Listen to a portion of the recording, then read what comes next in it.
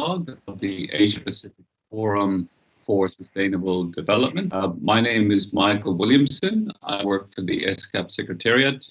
I would like to introduce our host for this morning, the Executive Secretary of ESCAP and Undersecretary General of the United Nations, Ms. Armida Salesa Alice-Jabana, who will give her opening remarks and then pass to the moderator to conduct the remainder of the session. Over to you, Executive Secretary. Good morning and good afternoon from Bangkok.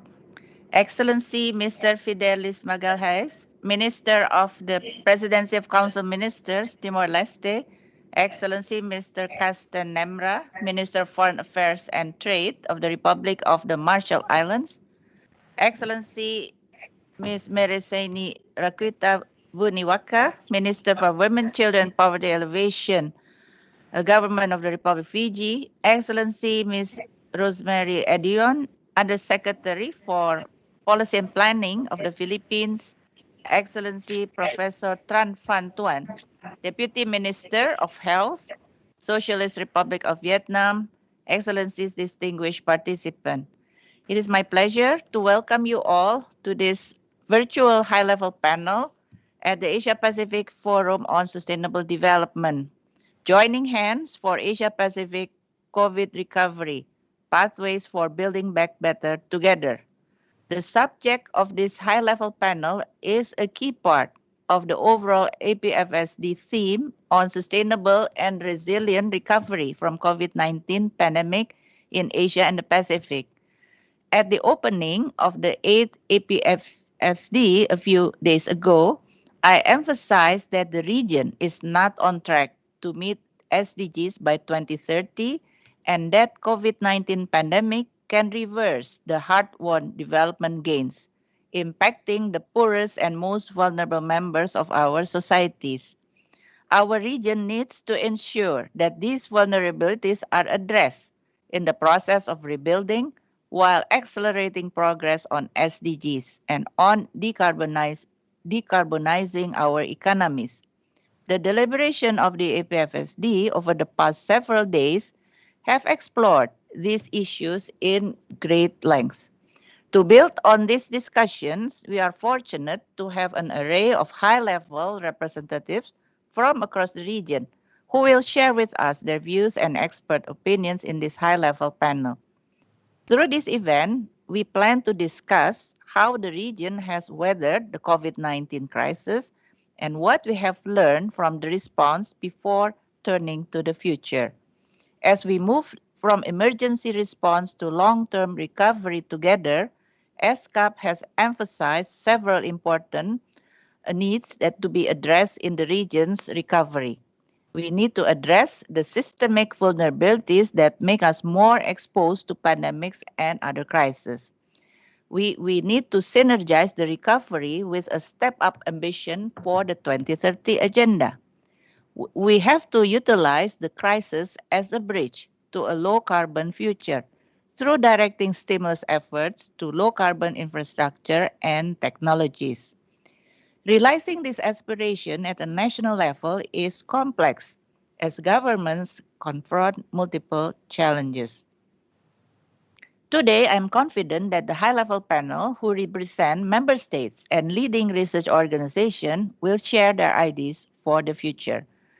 As the theme of this panel suggests, it is only by joining hands can our region respond to this crisis and build back better. I look forward to the discussions and learning from your expert views and perspectives. Let me now hand over the proceedings to our moderator, Excellency Mr. Fidelis Magalhaes, Minister of the Presidency of Council of Ministers, Timor-Leste. Thank you.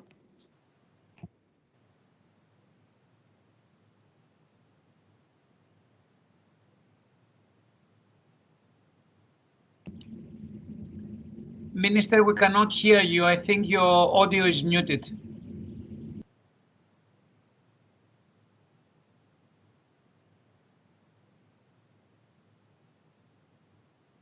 Thank you, Madam Executive Secretary, for your kind welcome. Madam Executive Secretary, Excellencies, distinguished participants, ladies and gentlemen, welcome to today's high-level panel on joining hands for Asia-Pacific's COVID recovery. My name is Fidelis Magalhães, and I'm Minister of the Presidency of the Council of Ministers of Timor-Leste and former chairperson of APFSD. And I'm pleased to join you as moderator for today's meeting. We meet today as part of the 8th Asia-Pacific Forum on Sustainable Development, following 3 successful days of discussion and deliberation on this year's APFSD's theme of sustainable and resilient recovery from the COVID-19 pandemic in Asia and the Pacific. The objectives for this high-level panel are to build on the last 3 days of discussion at the APFSD with a targeted forward-looking conversation on building back better from the pandemic. We will be joined by several esteemed experts who will draw lessons from their experience and views on the COVID-19 response to date. We'll also discuss the recommendations on how the region can structure the recovery, being mindful of the synergies with the Sustainable Development Goals and the transition to a low carbon future. First, we will consider the experience to date, making an assessment of the Asia-Pacific region's experience in managing the pandemic in order to extract lessons from our future preparedness for this type of shock. Second, we will draw on our experts to provide a forward-looking discussion on building back better together. Through this discussion, we will seek insights into how the region can move ahead from its current position and possibly even turn the COVID-19 crisis into an opportunity for a sustainable and low carbon future. Our panelists are Honorable Mr. Carsten N. Nembra, Minister of Foreign Affairs and Trade of the Republic of the Marshall Islands, Honorable Ms. Mereseni Wakolo Rakwita, Minister for Women, Children and Poverty Alleviation of Fiji, Her Excellency Ms. Rosemary Edion, Under-Secretary Planning and Policy, National Economic Development Authority, Philippines, and Deputy Minister of Health of Vietnam, His Excellency Professor Dr. Tran Van Tuan. Ambassador Ken O'Flaherty, COP26 Ambassador for Asia Pacific and South Asia, who will be joining us by video, pre-recorded video. And Professor Naoko Ishii, CEO and current Director, Center for Global Commons from University of Tokyo, and Mr. Yasuo Takahashi, Executive Director of the Institute for Global Environmental Strategies. The discussion will feed into regional and global and review processes for the 2030 agenda, including the 2021 high-level political forum. Now, Excellencies, let's move on to the first panel for today's discussion. The first panel will be on assessing the journey so far. How has Asia Pacific region fared during the crisis? That's the theme for the panel. Now, I would like to start our deliberation on this panel by hearing an opening statement by Deputy Minister of Health, Professor Dr. Tran Van Tuan, on behalf of the Vice President of Vietnam, His Excellency Ang Thi Ngoc Thin, which will be given by video. I ask the ESCAP Secretary to play the video message.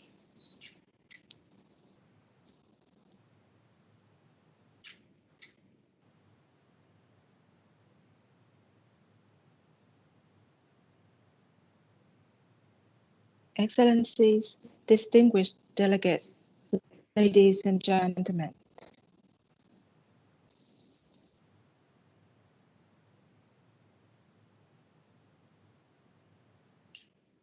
On the outset, on behalf of Vietnam, I would like to extend my sincere thanks to UN ESCAP for Asia for organizing this virtual panel to review the response to and prevention of the COVID-19 pandemic. This occasion serves as a platform for all member states in the Asia-Pacific region in joining hands responding to the pandemic, as well as outlining the recommendation to minimize the effects to socio-economic developments of the member states. Right from the beginning, Vietnam has identified itself a high-risk country. Was there an outbreak, it would severely affect Vietnam's social security system and cause an overload to Vietnam's healthcare system. Therefore, Vietnam has employed a whole of government approach and rallied the participation of everyday citizens in responding to and preventing the pandemic.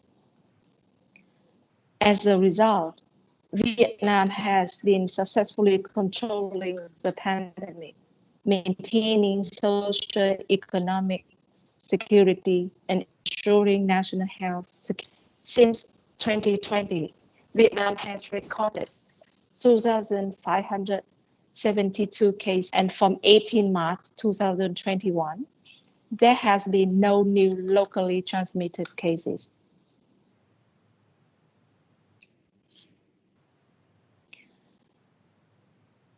Excellencies, ladies and gentlemen, over the past year, Vietnam has consistently and successfully pursued the double goals of containing the spread of the coronavirus and promoting socio-economic recovery and development. Based on four strategies: prevention, detection, isolation, and controlling, effective treatment. Accordingly, Vietnam has drastically implemented measures to prevent epidemics, including very strong solutions, such as organizing strict surveillance right at the border gates, organizing the thorough isolation of all people returning from the epidemic areas, establishing control zones at the epidemic outbreaks and tracing contacts, organizing the reception, isolation, testing, screening, and treatment of all identified patients and suspected cases at the district level. Communication is vigorously employed through all forms of mass media to update on the current situation and inform the citizens of the recommendations and policies of the government. Vietnam has also been proactive in researching and manufacturing diagnostic bioproducts to prepare for wide-ranging testing and studying molecular epidemiological research for SARS-CoV-2 virus in order to propose appropriate prevention measures.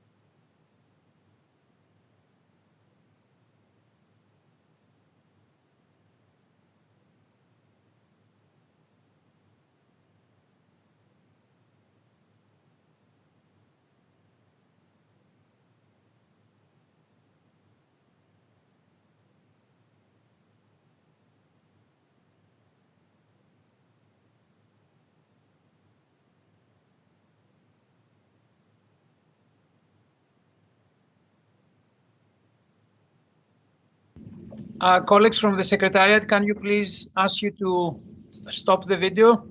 And Minister, the floor is back to you. Thank you very much, Stefanos. Now, ladies and gentlemen, it is time to welcome the panelists for our first session, assessing the journey so far, considering the question of how has the Asia-Pacific region fared during the crisis. Please join me in welcoming our first speaker, the Honorable Mr. Kasten Nemra, Minister of Foreign Affairs and Trade of the Republic of the Marshall Islands. Minister, I have two questions to you, and they are as follows. Firstly, which governments or sectors in the Asia-Pacific have adopted innovative approaches in managing the health, social, or economic impacts of the crisis?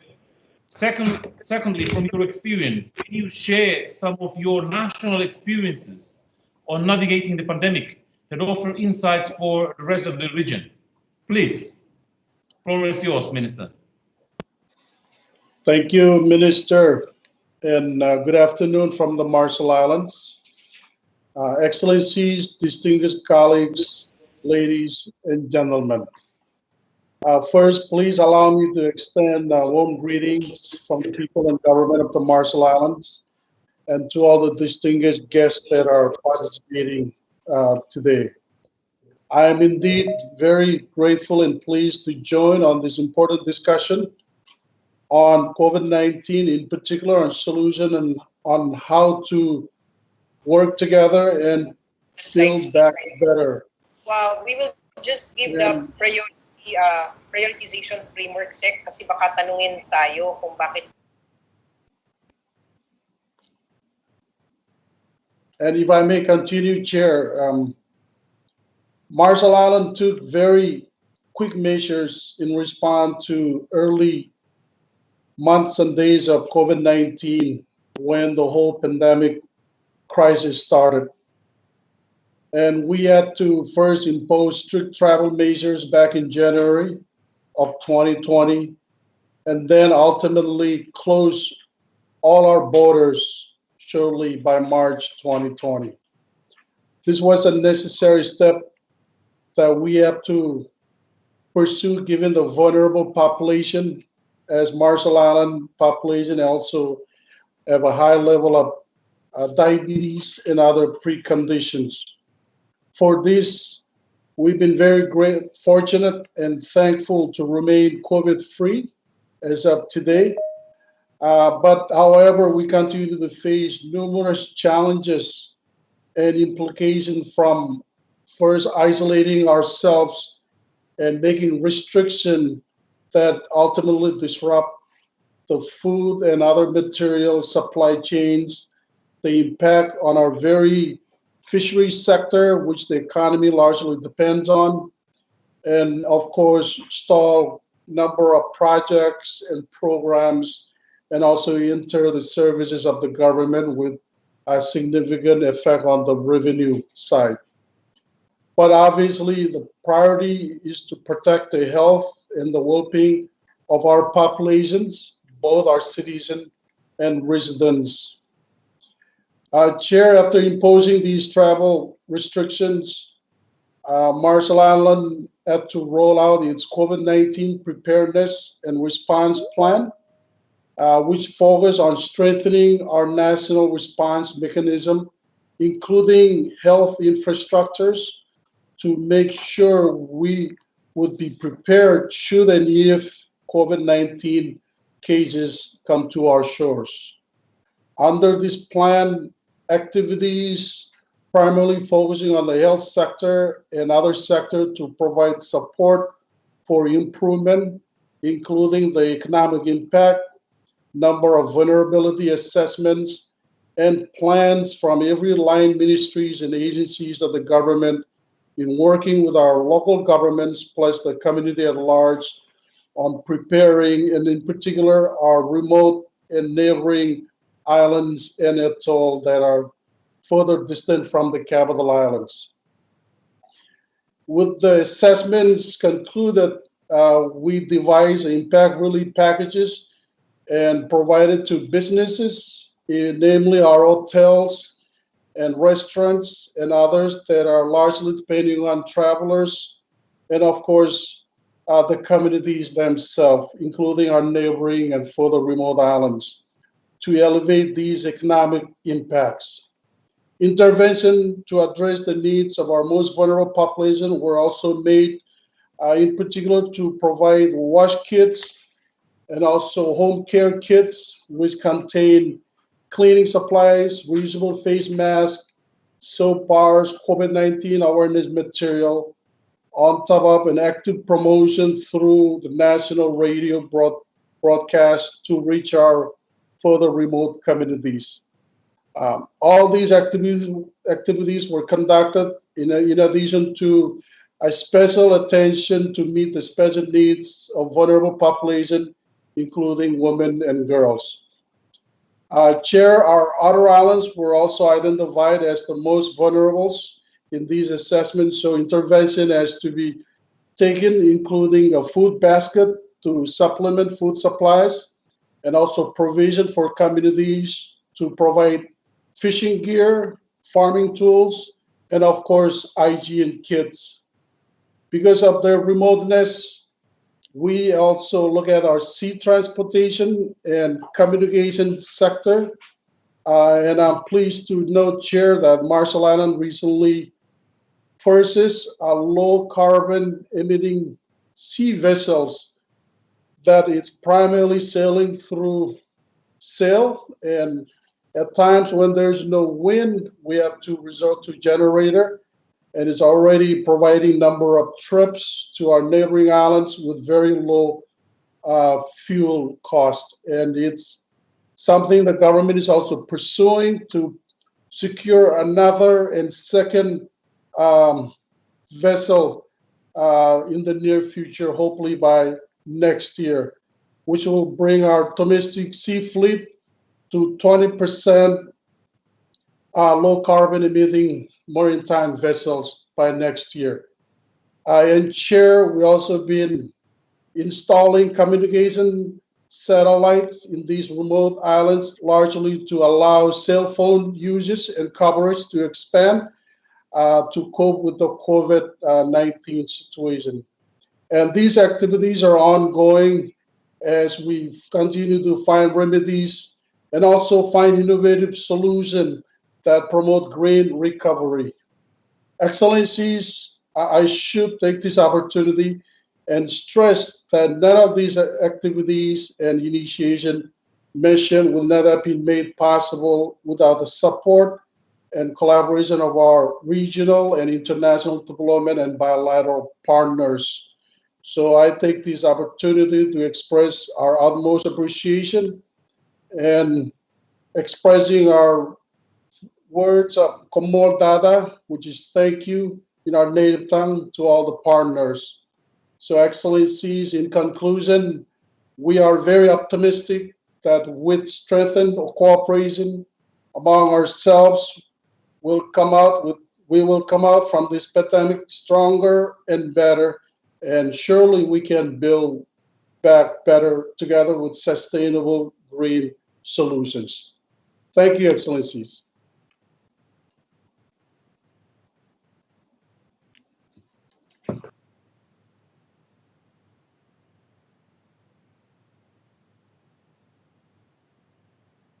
Thank you, Excellency, for those valuable insights. And Excellencies, as the Minister from Marshall Islands has pointed out, it's important to act early and to improvise as we go, and that our many countries, including the Marshall Islands, we are very prone to supply and demand side shocks, which the COVID pandemic has accentuated the fragilities of their existence. And now, thank you once again, Excellency. And now, please, with me, we welcome our second speaker, Her Excellency Ms. Rosemary Edion, Undersecretary for Policy and Planning with the Government of the Philippines. Excellency, can you please outline for us 3 lessons that you take away from the COVID-19 pandemic in order to better equip us for the future, for future crises? Please, Excellency. The floor is yours.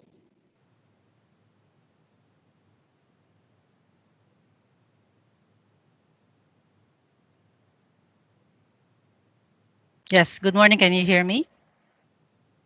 Yeah? We can hear you.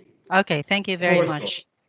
Yes, so to answer the question, 3 key lessons that we have identified is, well, one, that the pandemic highlighted the need for a whole of society approach and demonstrated just how difficult it is to implement such. So we have noted 2 distinct characteristics of COVID-19. One, it is novel, and then 2, it is transmitted through droplets, mostly by respiration, which means that in the case of the first one, there's no effective treatment yet, and therefore prevention is the key.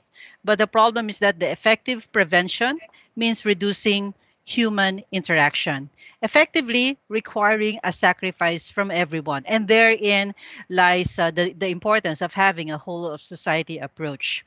So this really requires the building of trust, that there be trust between and amongst the institutions, and in particular with the government. So transparency is key, and for this we need real-time information, and that this should actually be disaggregated to the very low details of disaggregation, so that people can easily identify where they are and the actions that need to be undertaken. So civic engagement is very important. One, to better understand the importance of these mobility restrictions, why we are asking them to sacrifice, and because there's also a lot of needs that have cropped up, like assistance for food, access to basic services in the case of persons with comorbidities, persons with disabilities. There's also a need for digital systems, information dissemination, etc. And so going forward, we in the Philippines, we will be revisiting our regulations and set up a system that will allow for broader participation and better coordination of efforts from various sectors of society during times of crisis like this. Second lesson is that natural, social, and economic systems are interrelated, but of course we have known this, but this one really highlighted this key lesson. So first of all, we know that COVID-19 is a zoonotic disease, and we think that this biodiversity and habitat loss due to human encroachment may have caused the emergence of this zoonotic disease, including the other zoonotic diseases. And if we continue this business as usual, then the ASEAN region alone is projected to lose 70 to 90% of habitats and between 13 and 42% of species by 2100. And so it's obvious that we cannot go on like this. This COVID-19 may just be a trial run for something that is far worse. And it's really time that we get a hold of sustainable development as really the compass for development. Third lesson is that a good healthcare system needs an extensive network of healthcare workers, scientists, epidemiologists, data scientists, health surveillance personnel, nutritionists, and so many others. And we have seen that the individuals, for instance, most vulnerable to this COVID-19 are those with comorbidities. Therefore, the obvious intervention is that we need to prevent these vulnerabilities from even developing. But again, this is easier said than done. We are talking about lifestyle changes and very extensive health promotion activities beginning from before we were born and continuing all throughout. So it's really care at all life stages, and we really need a network of care that is very ubiquitous, even from the lowest levels of administration, but well coordinated at that. We have also these specific lessons where we see that we lack the capacity for epidemiological and surveillance for COVID-19 and other infectious diseases. This needs to be improved at all levels again of care. There should be increased support for local healthcare scientists and higher investments in health researches, especially on vaccine and drug discovery and the development on zoonotic disease and risk factors. We need to understand this better, and we need to better utilize technology for health systems capacity improvement and surveillance, such as the utilization of telemedicine, artificial intelligence, big data analytics. All these words that used to be just in the realm of industrial revolution, they now need to be in the health systems as well. So those are my 3 lessons. Thank you very much. Thank you, Excellency, for those valuable insights. And before moving on, I think it's important for us to put an emphasis on the whole society approach. But allow me just to ask one simple question. In your experiences, how hard has it been to achieve that goal, that whole society approach? Because certainly, in times of crisis and through pandemic, there must be a lot of people who are dissenting, who do not believe, who doubt that even the virus or pandemic even exists. So how do you galvanize all this support? Please. Yes, yeah, thank you. In our case, it was really government reaching out. But I would even say that that would be too unfair, of course, because the private sector has also been reaching out to us from the very start. And so we had this mechanism where actually we have frequent meetings with the private sector. We have created task groups or task forces, and there is that the participation of experts from the private sector. So they have been helping us not only to respond to the health crisis, but also with respect to the economic crisis. And we have a number of our digital solutions actually were also came from the private sector. So that was really very invaluable help for us. Thank you. Thank you. Mr. Minister Casten, how do you galvanize resources to be effective in the fight? Well, yes, thank you. In terms of resources, as I noted earlier, we rely heavily on our fisheries sector that comes into our general fund and is being hit really hard. I'll drop off about 8%. So we had to resort to cut all line ministries and agencies and prioritize their activities and the support that we receive from partners that allow us to primarily focus on our health infrastructure, including the personnel, and of course some of the small businesses to medium to also safeguard the health of the economy. So COVID-19 is a crisis for our individual well-being in health, but of course also the health of the economy. So those has been the 2 targets approach that we more or less sacrifice other efforts or other activities from other sectors and put all in combating the pandemic. Obviously, with our isolation, we managed to put restriction on travel, as I noted, but it also really affects other activities, primarily the economy activities and government services. So far, we're coping well. I say well because IMF has looked into our policies and they've been nothing but complimentary. And now we're just focusing on build back better, as is really relevant, and making sure, anticipating that the population recognize that it's not going to recover rather soon, but it's going to take time as we continue to close our borders, but slowly easing things up at the moment now with the improved health infrastructures, personnel, and all the support to cope with the COVID-19. So thank you. Thank you, ministers. And that brings us to the end of our first session. With those insights and observations of the experience, they're very rich. And I think there are, due to time, we we'll have to stop here, but I think they're very informative and very profound. We now turn to consider the future as we seek strategies for a sustainable, low carbon and just recovery for Asia and the Pacific. With that, we move on to the second panel, building back together strategies of a sustainable, low carbon and just recovery for the Asia and the Pacific. Thank you very much, Excellencies. Our second panel on building back together will look to the recovery process and seek to identify opportunities to ensure that the future we build towards is more sustainable and the one we were left with before the pandemic. Unfortunately, our first panelist for this agenda item was unable to join us live because of the early hour in the United Kingdom.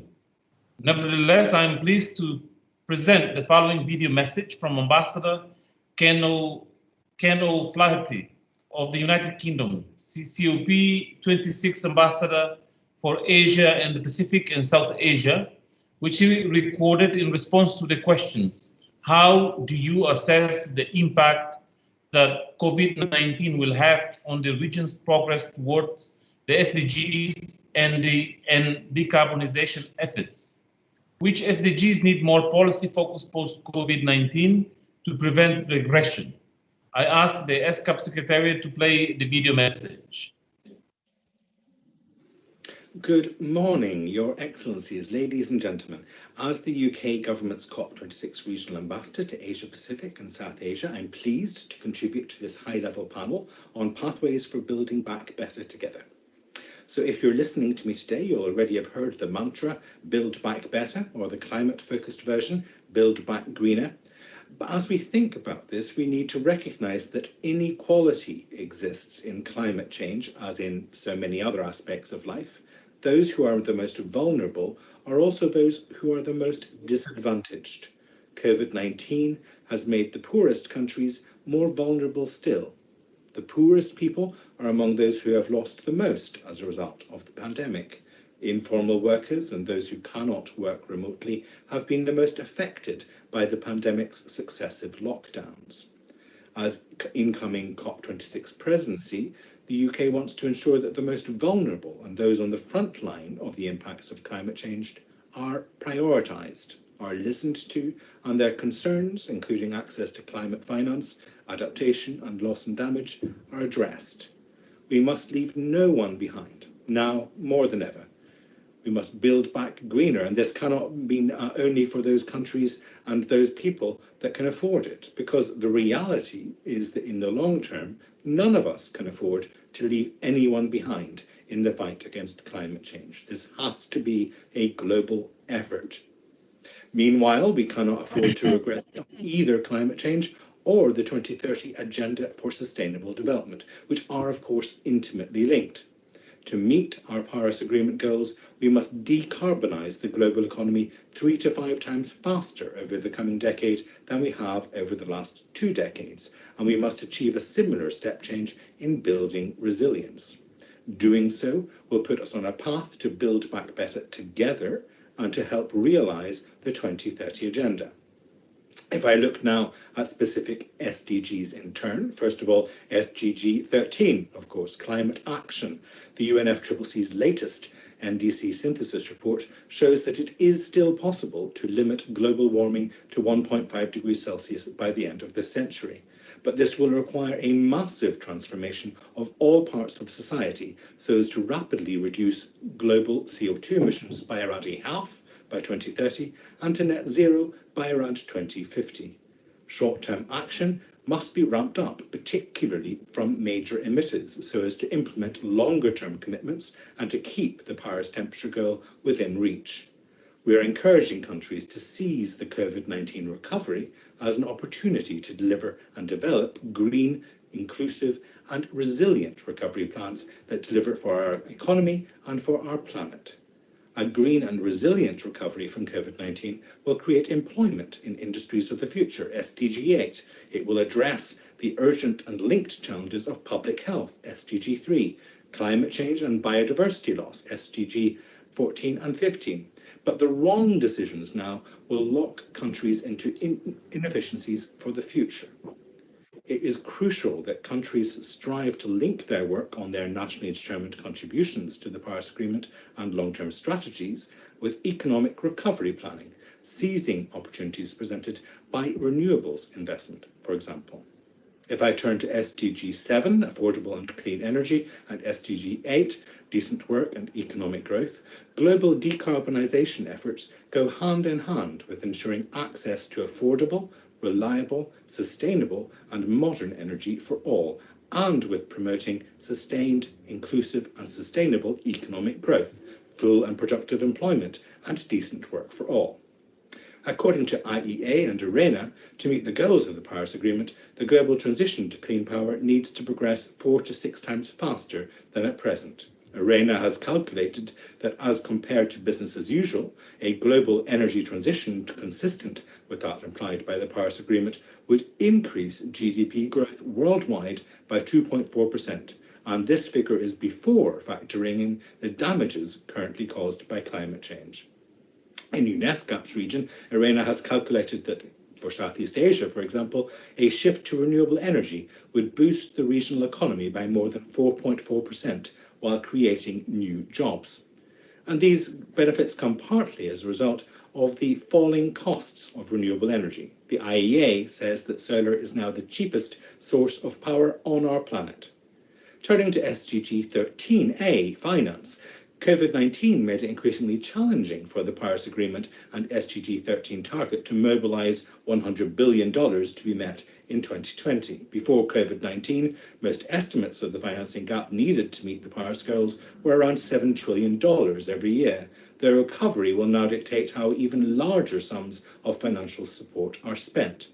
The ADB estimates that Southeast Asia will require $210 billion every year until 2030 to ensure all new infrastructure is sustainable and able to withstand climate impacts.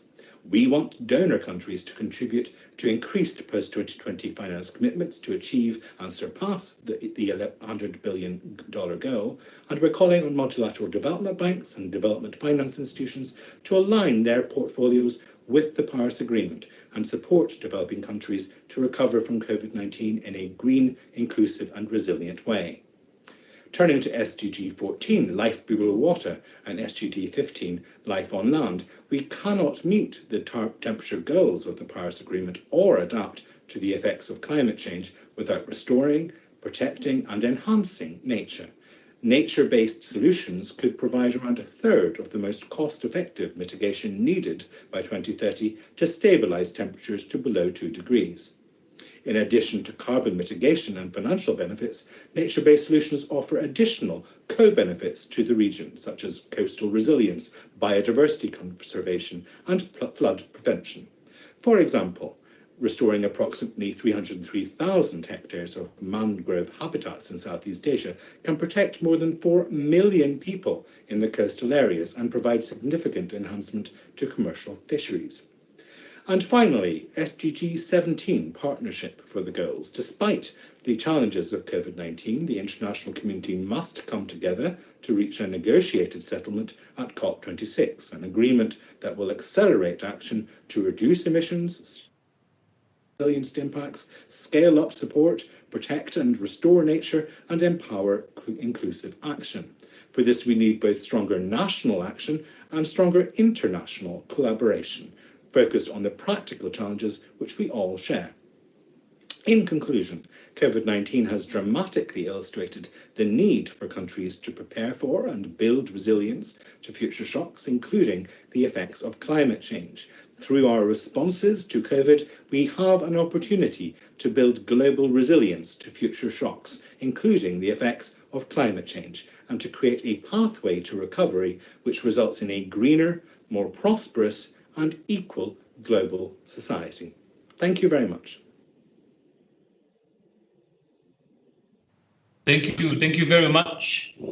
Excellencies, as you have heard from our most recent speaker and previous speakers, ministers from the Marshall Islands and from the Philippines, is that we need to strike a precarious balance between our efforts and preoccupations with COVID-19, but also not to let go or disinvest in other important priorities. So how can we fight COVID-19? And allow me to borrow the word of Minister Katren of the Marshall Islands, without sacrificing too much of other priorities as well. So, Excellencies, with that we shall move on to our next distinguished panelist, and it is the Honorable Ms. Mereseni Wakolo Rakwita, Minister for Women, Children and Poverty Alleviation of Fiji. Minister, we have seen how the virus exploited inequalities in societies, disproportionately impacting informal workers and poor people. And given these widening inequalities, which are being worsened by the pandemic, how can the recovery address these systemic issues? The floor is yours, Excellency. Thank you. Colleagues, the impact of COVID-19 have been felt across the world with major social and economic disruptions. It has laid bare systemic inequalities, vulnerabilities, and injustices in our societies. The Asia and the Pacific is facing its worst economic contraction, at least since the 1970s. The pandemic has exposed, in particular, the challenges in protecting informal workers and vulnerable households in our region, which are many. In addition, the intersection of the pandemic with the climate crisis and emergencies has created challenges that our nations and region has not dealt with before. This means that we need to respond with urgency and tailoring our actions to meet the needs of those who are most vulnerable in our societies and in the greatest danger of being left behind. Colleagues, while many of the impacts have been devastating and the path towards social and economic recovery progress presents significant challenges, I firmly believe that the COVID-19 pandemic has also offered us glimpses and possibilities on how progressive transformations and building forward better can be achieved in our path towards recovery. To me, the Sustainable Development Goals provides us with a compass and a catalyzing force to help us do just this. On that note, I'd like to also reflect on and highlight three interconnected subjects, including governance, social protection, and gender equality on our road to build forward better. Firstly, colleagues, the COVID-19 pandemic in many ways has highlighted the importance of good and inclusive governance. Addressing inequalities needs to be an explicit priority for governments around the world if we are to build forward better.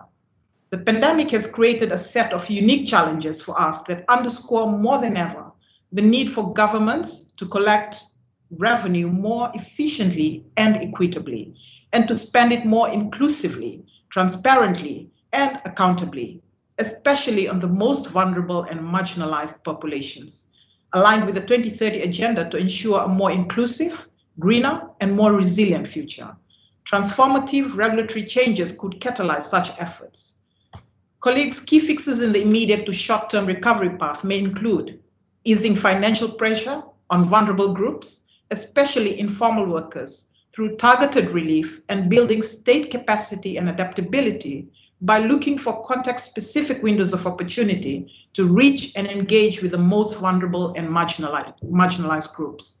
Our work over the longer term could focus on more transformative interventions, such as progressive taxation, as well as adoption of more inclusive, climate resilient, and gender transformative policies and investments. Secondly, COVID-19 pandemic presents an opportunity to establish firm foundations for more comprehensive and adaptive social protection systems across the life cycle for years to come, including leveraging greater domestic expenditure and international assistance. This requires getting the basics right to begin with a strong gender transformative, inclusive, and climate smart lens towards social protection. A key dimension of inequality is the ability to manage shocks. A key characteristic of poor households is the lack of a cushion to weather a crisis. And this is where social protection can play a key role in our road to building forward better. Thirdly, allow me to highlight that the COVID-19 pandemic has affected men and women, boys and girls differently, exacerbating existing gender inequalities across a range of areas, including health, education, and livelihoods. Women and girls are also experiencing increased levels of gender-based violence. The pandemic has highlighted, too, the key role played by all women and girls in sustaining our societies, as the continuation of healthcare, education at home, and well-being of families rely on the agency exercised by all women and girls. There's an urgent need to ensure that recovery efforts take into account both the immediate and the longer-term impacts of COVID-19 on women and girls. Otherwise, the progress made to date on women's empowerment and gender equality will be lost. This requires, firstly, providing gender-specific support for recovery so that the differing needs of the most vulnerable categories of women and girls are met. Secondly, using recovery as an opportunity to address biased social norms, change discriminatory laws and policies, and create gender equitable societies. In other words, being gender transformative. And in conclusion, building forward better is a long-term mission. It will need commitment, energy, resources, and a truly joined-up collaborative effort, nationally, regionally, and globally, if aspirations are to become a reality. Building forward better is about linking recovery to building resilient systems, inclusive economies, greener and equitable societies, so that the needs of the furthest behind are met and underlying causes of vulnerability and marginalization are addressed. And to do all of this, I think that the high-level discussion also reminds us of the need to transform ourselves as individuals as well, and the institutions that shape so much of our lives and our nations. Many already stepping up to these challenges through numerous and inspiring examples. Thank you very much. Thank you very much, Minister, for your perspectives. Allow me to request one particular favor from you. Can you please enlighten us on the work that Fiji has done with international partners in combating both COVID-19 now, and while at the same time being able to work together and to begin to think about the systemic problems that can be fixed with this opportunity of COVID-19? Thank you. I'll speak a bit about how blessed we have been as a country to have kept COVID at bay. I think we're now celebrating over 300 days of a COVID-free country, and we've managed to limit COVID to border cases, basically those that are coming in from overseas that have been adequately dealt with the systems that we have had in place. And I put that down to very quick and decisive actions when COVID first hit our shores. But apart from that, I'd also like to highlight the partnerships that have been formed between government and donor agencies, development partners, in addressing issues that have emanated from COVID. And I'll speak specifically in relation to the question I've been asked on inequalities.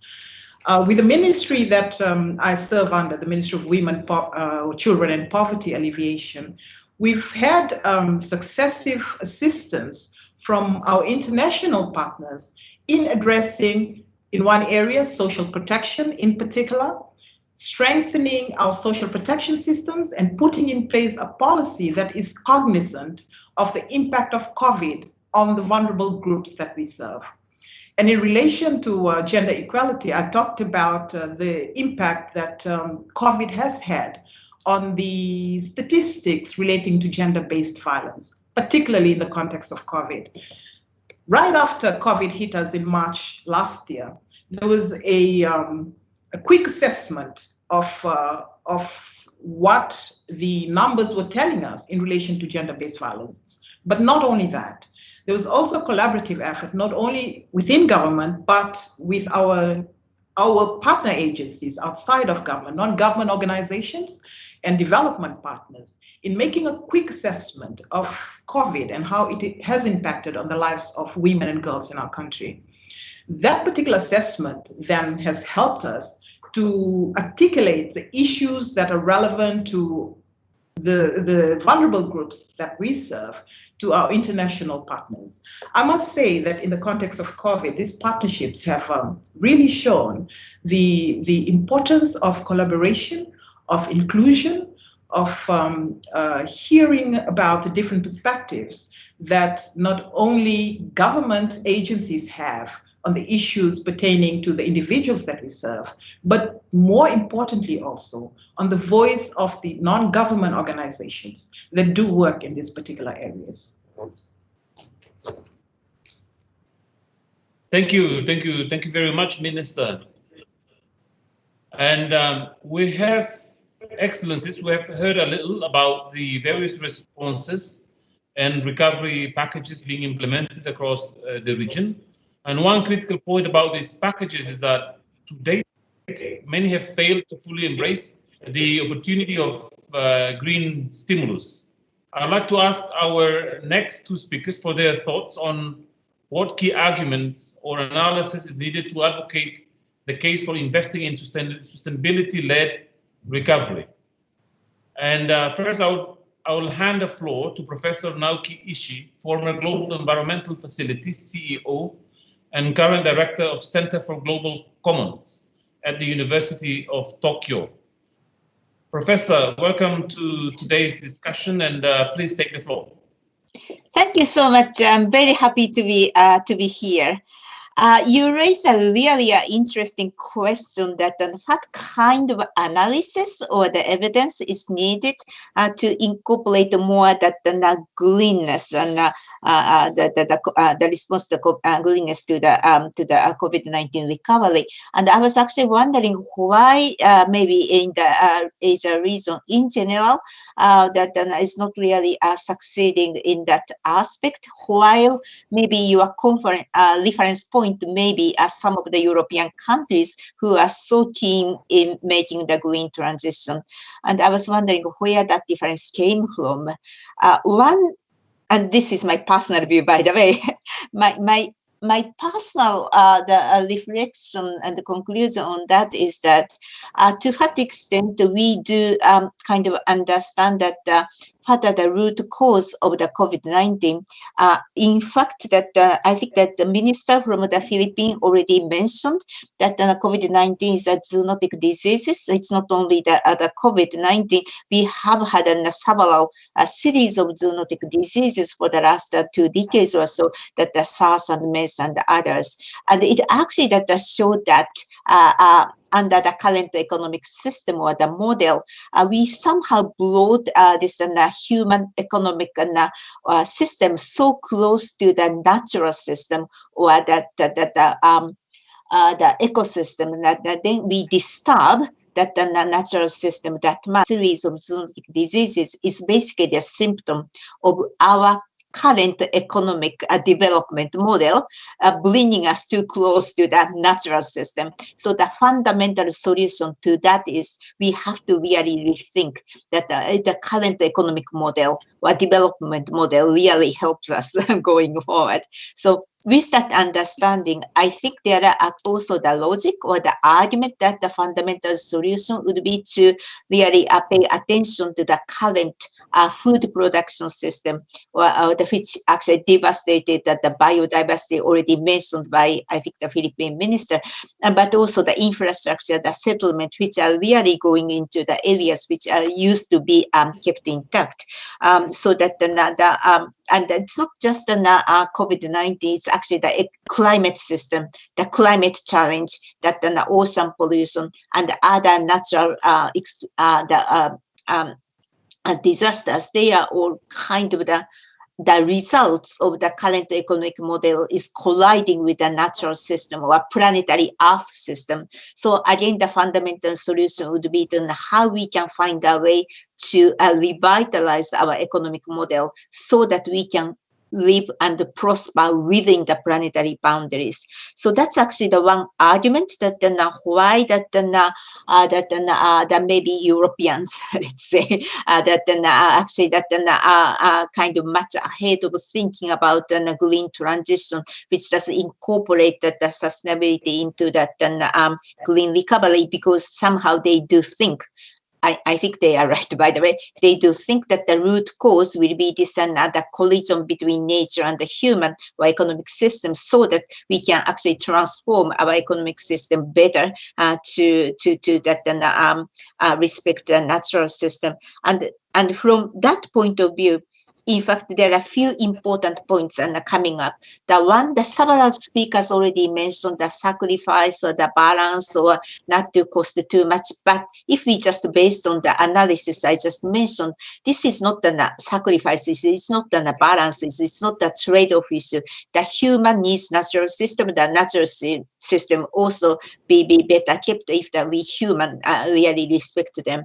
So that the COVID-19, in my view, really showed this interconnectedness and the interconnectivity between human system, the economic system, and natural system, and social system. So based on that understanding, there is no kind of sacrifice, no point of that trading off. It's more about how we can strengthen this interconnectivity so that we, the human, continue to prosper on the healthy planet. So that's one reflection of why some countries or the regions are much better to incorporate greenness into the recovery plan, and the others are still not really able to do it. Two more quick points that then so based on that kind of companies and the countries are really taking this value chain vulnerability very, very seriously.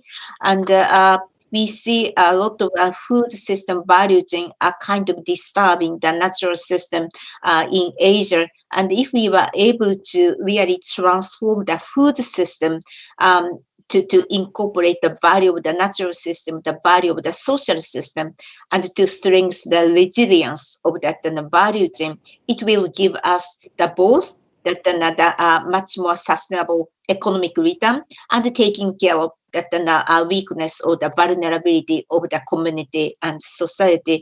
Interestingly, some of the European companies have already started to provide not the minimum wage, but the living wage along the value chain, which are actually that in Asia, that is a recognition of the business side that they have to take care of the entire value chain to incorporate the real value of that social and natural capital.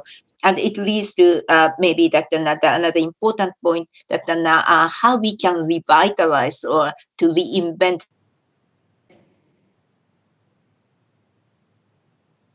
how to value the natural capital and social capital. And if we are able to do it, that would be much maybe actually the easier for us to protect the both natural system and our own prosperity. My last point that already mentioned by various speakers, that previous speakers, the COVID-19 basically showed that how weak or vulnerable an international cooperation system is when we want to address the global public goods.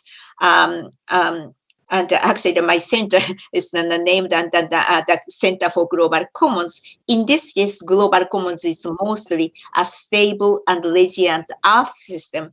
But the COVID-19 is more, it also belongs to the same category of the Global Commons, because it's the same logic, like nobody is safe until everybody is safe. So that we are basically on the same planet, the same ship, and we need to find a way to how to provide that care for the global public goods for the benefit of all. While I do recognize the previous speaker saying COVID-19 affects the people in a different way, I fully understand that.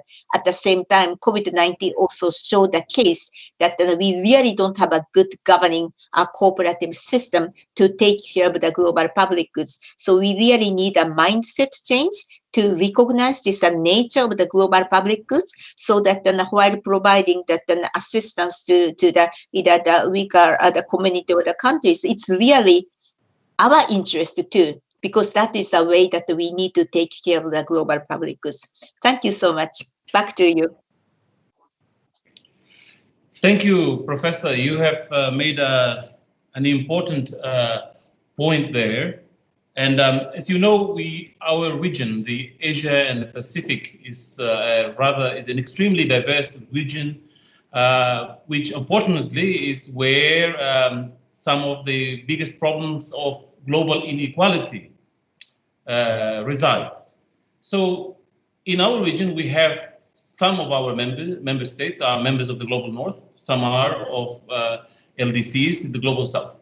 So in your view, what should countries, various countries or different countries in the region, depending on economic powers or financial capabilities, what should they do, or should they be thinking differently? And should countries in the Global South be approaching the issue of global common goods differently, in the sense that now borders are becoming continuously obsolete, especially, and COVID-19 has exposed that even further. So do you have things to say on the subject, on the issue, please? No, thank you so much. Actually, this idea, the concept of then how to steward the global commons is really based on the maybe the two important principles. First, as I mentioned, that we need to recognize there are global commons or global public goods for which everybody is responsible for actually the stewarding the global. The stable and resilient Earth system is definitely one, which does include the climate system, the ocean, the water, the biodiversity, and land. And we need a global mechanism to take care of. But the second important principle will be that while I believe that everybody, every country, every citizen is responsible for stewarding global commons, there is the kind of important constellation of their capacity, the history and the capacity of that, how much they can, in what way they can contribute to stewarding global commons. And when I think about Asia, as you mentioned, it's a very diverse region. Some are much better positioned to take care of global commons and contribute more. The some needs more help. And at the end of the day, that if everybody is able to steward or contributing based on their own standing, but with a shared goal, and if we were able to come up with that kind of operational mechanism, that would be the answer to your question.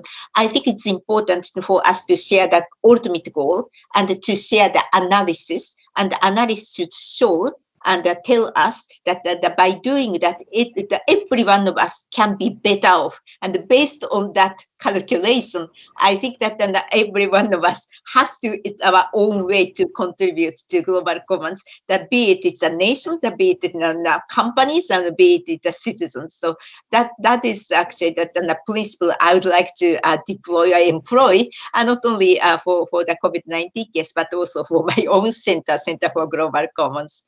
Thank you. Thank you very much, Professor. Thank you for your presentation. And now, last but by no means least, I welcome Mr. Yasuo Takashi, Executive Director of the Institute for Global Environmental Strategies. Mr. Takashi, we are interested in your perspective on your institute and what the institute has undertaken recently. The Institute has undertaken recent research in this area, and what key arguments or analysis do you feel are needed to advocate the case for investing in sustainability-led recovery? The floor is yours. Thank you, Minister, for your kind introduction, and good afternoon, distinguished colleagues. My name is Yasuo Takahashi, and I am the Executive Director of the Institute for Global Environmental Studies, or IGES, in Japan.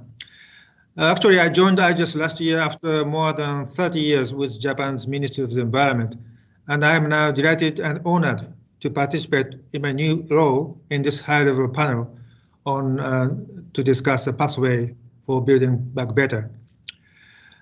In line with the panel questions, my remarks will focus on 3 projects and initiatives at IGES, all of which can strengthen the case for a sustainability-led recovery.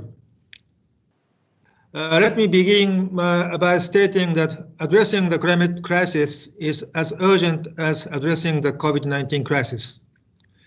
Further, COVID-19 stimulus packages could and should help mitigate or build resilience to climate change. However, using stimulus funds for conventional growth priorities could also make climate change worse. The first thing we need to do to avoid making climate change worse is a robust analysis of stimulus spending. The first initiative I want to highlight, called the Energy Policy Tracker, can help provide this robust analysis. For the Energy Policy Tracker, IGES has been working with international partners to track whether COVID response measures in energy and related sectors will help or harm the climate. The tracker has shown that there's both good and bad news for the climate. As for the good news, the tracker suggests that G20 countries set aside nearly $235 billion for clean energy. This includes approximately $19 billion for clean energy from Japan. Yet much of this clean energy funding is conditional. In this case, conditional means that even though funding policies are intended to support the transition away from fossil fuels, they are not specific about appropriate environmental safeguards.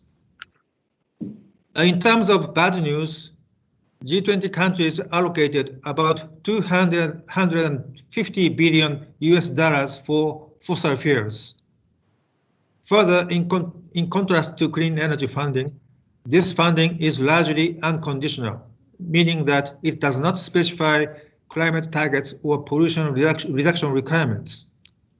On balance, the analysis suggests the bad news outweighs the good. Fortunately, IGES is also engaged in other initiatives that can help illustrate concrete policies that can help change this balance.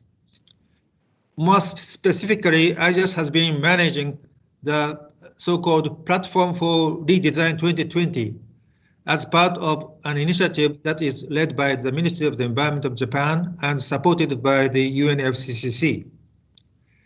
This platform presents a listing of innovative policies that national governments shared to move toward a low carbon and resilient future in the wake of COVID-19.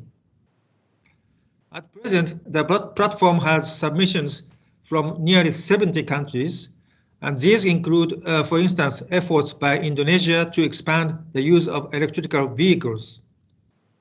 Besides many useful good practice examples, one of the main takeaways from national submissions to the platform is that governments need not only to concentrate on the immediate response to the COVID-19, but work towards more lasting changes to unsustainable energy, transport, and wider socio-economic systems.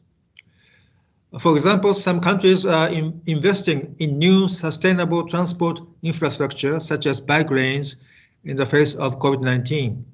Systemic change is critical to avoid climate and other planetary crises. This leads me to the related question, how do we get to systemic changes? At IGES, we have been promoting what we call the RRR framework.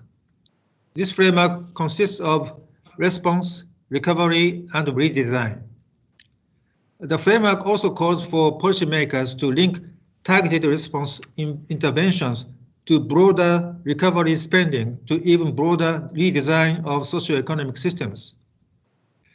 By linking actions in each of these different categories and thinking carefully about systemic changes, policymakers can avoid becoming locked in to energy-intensive infrastructure. This long-term outlook ensures that initial COVID responses lead to a world free of climate disruptions. Let me close by suggesting that IGES sees these three projects, namely the Energy Policy Tracker, the Platform for Redesign, and the RRR framework, as working together to create pathways for building back better together.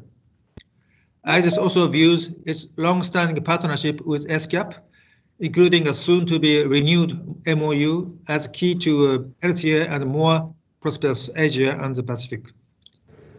Thank you very much for your kind attention, and I'm looking forward to our continued work together. Thank you. Thank you very much for your presentation, Mr. Takahashi. I have a question to you. It is the case, and it is known, that countries that are poor in energy are also poorer economically. The relationship might be causal, or but what is clear is that there is this issue of energy security and energy affordability. So for countries now in the region, which are, let's say, developing countries, for them to transform, to change from fossil-based source of energy into renewables, how can they do that? Is it feasible for them to do it cheaply now, as we speak?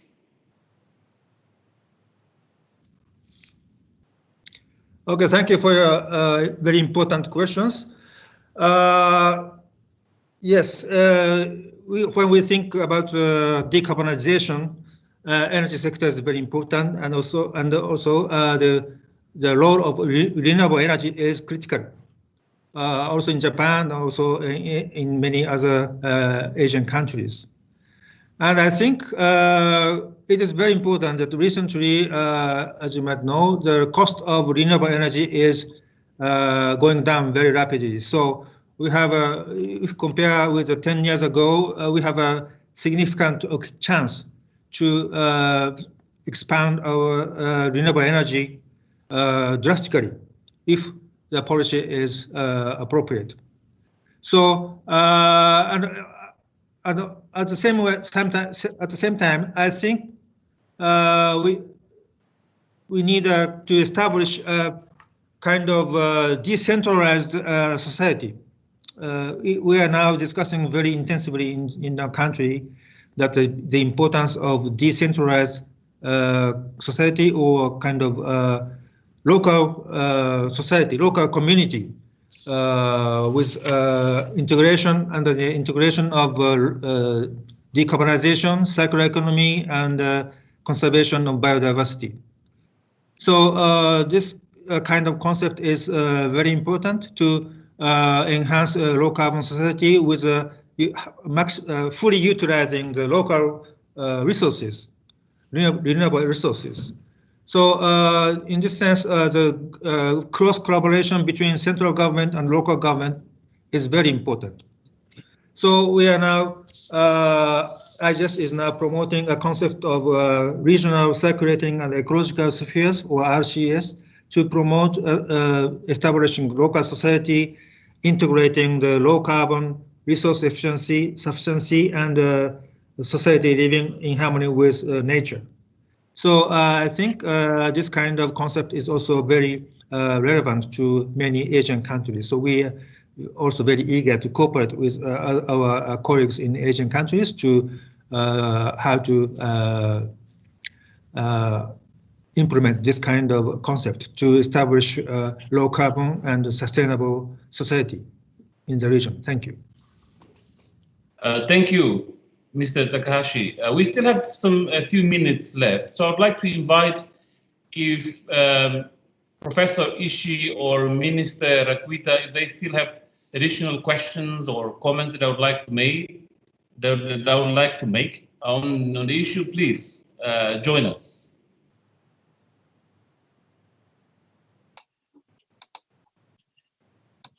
Can you hear me? Hello? Yes, I do. Is there any additional point that you would like to contribute, or based on our ongoing conversation? No, actually, that I was wondering that if I can make one more point about that Japan and the Asia. Japan is part of the Asia, so that we are part of you. But after I came back from Washington, as a CEO of the GF and back to Tokyo, I actually realized that much more than before that the Japanese business and society has been so much integrated with the Asian region that we were really on the same boat. And in order for Japanese society to really achieve the sustainability, it is also our interest to make sure that our business partners that in Asia are also making that their value chain or the society is sustainable.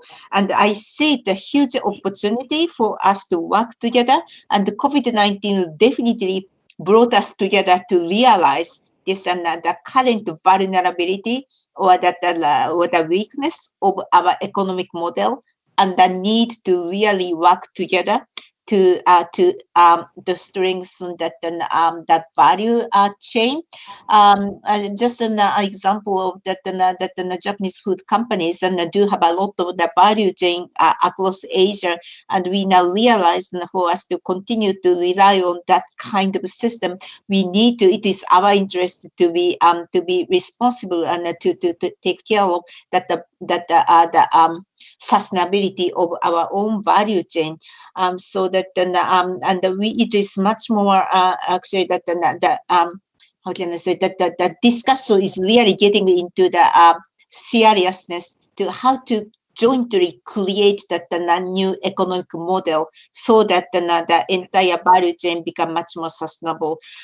So that is a bit of new addition to the work of the Center for Global Commons.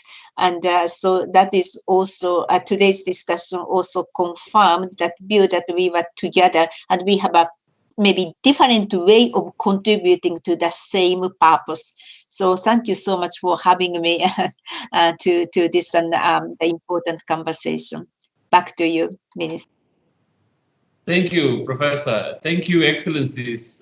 Ladies and gentlemen, distinguished participants and panel members, thank you for making the time to join us today for this important discussion. I wanted to have a longer conversation, but we are limited by time, and we have heard about some of the best examples of policy across our region, where policymakers have seen the opportunity and not just the destruction that COVID-19 disruption has provided. Ladies and gentlemen, as policymakers, we must realize that the choices available to us include options to drive the economic recovery from the pandemic with sustainability in mind. These options will help to improve economic equality, improve our security, and enhance our resilience from future disruptions, whether these come from future pandemic or from another source. I sincerely hope that you leave today's session with these insights and feel inspired, as I do, by the understanding that a sustainable recovery is not just achievable, but it is justified on the basis of equity, economics, and environmental need. Once again, I would like to thank all the speakers, the panelists. I know that we are coming from different time zones, different countries and distances, but your statements, your contributions have been very important to all of us in our common fight against COVID-19.